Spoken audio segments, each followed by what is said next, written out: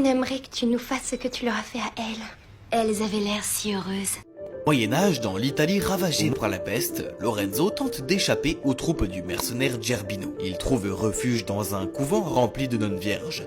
Mais ces dernières sont convaincues qu'il est un ange envoyé du ciel pour leur faire plaisir.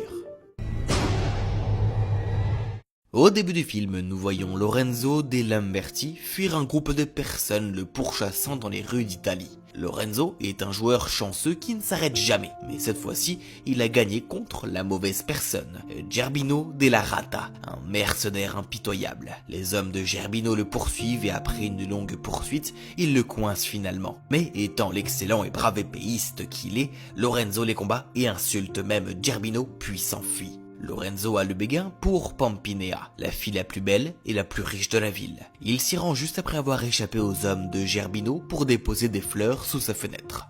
Le lendemain, alors que Lorenzo traverse la ville, ses amis viennent l'avertir que Gerbino l'attend devant chez lui. Ils lui donnent un cheval et lui disent de galoper aussi vite qu'il peut et quitter la ville. Ensuite, Lorenzo, poursuivi par les hommes de Gerbino, rencontre un homme transportant un cadavre et lui demande où mène la route sur laquelle il se dirige. L'homme lui dit que la route mène à un couvent de religieuses et que le cadavre qu'il porte sur sa brouette y travaillait autrefois comme jardinier. Lorenzo lui demande alors comment un homme peut-il travailler dans un couvent plein de nonnes vierges. L'homme lui répond que le vieil homme était sourd et muet et c'est pourquoi les religieuses l'ont embauché comme jardinier.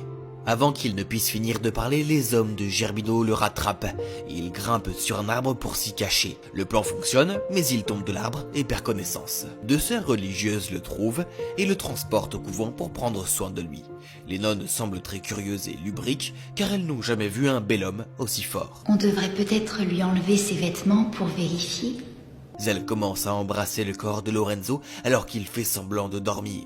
Pendant qu'elles sont occupées à faire joujou avec le corps de Lorenzo, la mère supérieure entre et Lorenzo se réveille. Les deux nonnes lui disent qu'il n'a pas prononcé un seul mot et qu'elles pensent qu'il pourrait être sourd et muet. La mère supérieure demande à Lorenzo s'il peut entendre ou parler, mais il se rappelle de ce que l'homme lui avait dit plus tôt et fait comme s'il en était incapable. Les nonnes sont heureuses car elles sont convaincues qu'il est un ange tombé du ciel. Les deux nonnes l'emmènent prendre un bain et lui font l'amour.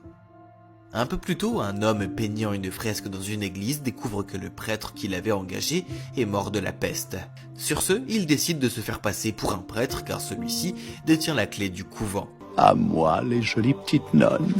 En ville, les parents de Pampinea sont morts, et alors qu'elle prie pour eux, Gerbino entre et dit que son père était endetté et que c'est lui qui paye les créanciers de son père.